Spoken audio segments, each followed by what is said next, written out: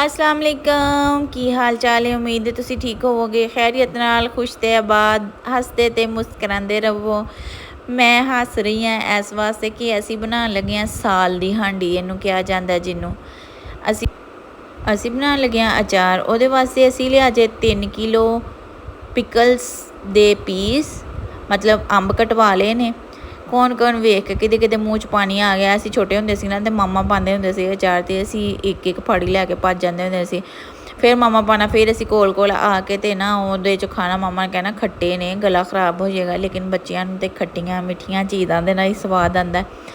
लो जी 5 kilo Amb होना ते ओहदे विच 3 पाओ नमक पैंदा है, पाओ पाओ बाकी मसाले पैंदे ने। लेकिन साडा 3 किलो अंब ने, इहदे विच असी आधा किलो नमक पावांगे ते फिर एक पाओ असी हल्दी मंगाई है, पाओ पूरी नहीं पावांगे, हल्दी पावांगे, अजवाइन पावांगे, कलवंजी पावांगे, ए सौंफ है, बाकी गरम मसाला है, मेथी दाना है। तो ना मामा कहते हैं इन्हों पीस लवो। असी हुण इन्हों पीसन लगे हैं। सुक्का धनिया सी, इन्होंने सारिਆਂ ਨੂੰ ਅਸੀਂ ਚੰਗੀ ਤਰ੍ਹਾਂ पीस के ਤੇ ਇਹਦੇ ਉੱਤੇ ਅਸੀਂ ਫੈਲਾ ਲਵਾਂਗੇ। थोड़ा सारा नमक ਉੱਤੇ ਹੋਰ ਪਾਵਾਂਗੇ, ਸੁਰਖ ਮਿਰਚਾਂ ਪਾਵਾਂਗੇ ਤੇ ਇਹਨੂੰ ਅਸੀਂ ਹੱਥ ਦੀ ਮਦਦ ਨਾਲ ਮਿਕਸ ਕਰ ਲਵਾਂਗੇ।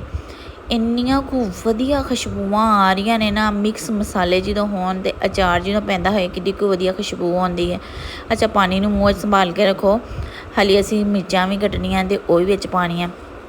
ਚਲੋ ਜੀ, ਅਸੀਂ ਲਈਆਂ ਜੇ 1 ਕਿਲੋ ਮਿਰਚਾਂ, ਉਹਨਾਂ ਨੂੰ ਅਸੀਂ ਧੋ ਕੇ ਸੁਕਾ ਲਿਆ ਸੀ। ਫਿਰ ਵਿੱਚ ਅਸੀਂ ਕੱਟ ਲਾ ਲੈਣੇ ਨੇ, ਲੰਬੇ ਲੰਬੇ ਕੱਟ ਲਾ ਕੇ ਤੇ ਫਿਰ ਅਸੀਂ ਇਹਦੇ ਵਿੱਚ ਥੋੜਾ ਸਾਰਾ ਨਮਕ ਲੈਣਾ ਹੈ। ਜਿਹੜਾ ਨਮਕ ਸਾਡਾ ਵੱਧ ਗਿਆ ਸੀ ਨਾ, ਉਹ ਅਸੀਂ ਨਮਕ ਇਹਦੇ 'ਚ ਪਾਉਣਾ। ਥੋੜੀ ਸਾਰੀ ਹਲਦੀ ਪਾਉਣੀ ਹੈ, ਥੋੜੀ ਸਾਰੀ ਹਲਦੀ ਪਾ ਕੇ ਤੇ ਫਿਰ ਅਸੀਂ ਇਹਨਾਂ ਮਿਰਚਾਂ ਦੇ ਜਿਹੜੇ ਮੂੰਹ ਖੋਲੇ ਸੀ ਨਾ, ਉਹਨਾਂ ਦੇ ਵਿੱਚ ਅਸੀਂ ਇਹਨਾਂ ਨੂੰ ਮੂੰਹ ਬੰਦ ਕਰਾਉਣ ਵਾਸਤੇ ਅਸੀਂ ਇਹ ਜਿਹੜਾ ਨਮਕ ਹੈ ਇਹ ਲਾ ਕੇ ਰੱਖ ਲਵਾਂਗੇ। ਇਹਨੂੰ ਇੱਕ ਓਵਰਨਾਈਟ ਅਸੀਂ ਰੱਖਣਾ ਤਾਂ ਕਿ ਇਹਦਾ ਜਿਹੜਾ ਪਾਣੀ ਪੂਣੀ ਹੈ ਉਹ ਨਿਕਲ ਜਾਏ।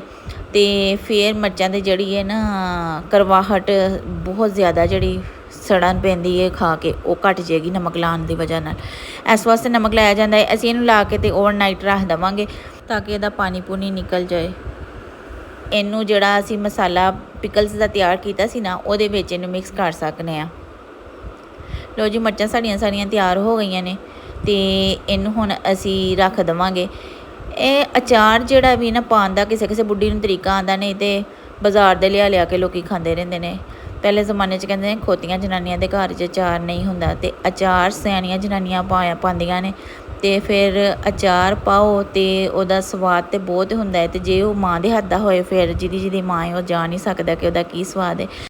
ਇਹਦੇ ਵਿੱਚ ਫਿਰ ਅਸੀਂ ਸਰਸੋਂ ਦਾ ਤੇਲ ਪਾ ਲਵਾਂਗੇ। ਤੇਲ ਇੰਨਾ ਕੁ ਪਾਉਣਾ ਕਿ ਜਿਹੜਾ ਸਾਡਾ ਅਚਾਰ ਹੈ ਉਹਦੇ ਵਿੱਚ ਡੁੱਬ ਜਾਏ। ਇਹਦੇ ਵਿੱਚ ਫਿਰ ਜਿਹੜਾ ਅਸੀਂ ਹੋਰ ਮਸਾਲਾ ਪਾਉਣਾ ਹੋਏਗਾ ਅਸੀਂ ਪਾ ਲਵਾਂਗੇ, ਮਿਰਚਾਂ, ਨਿੰਮੂ ਵਗੈਰਾ।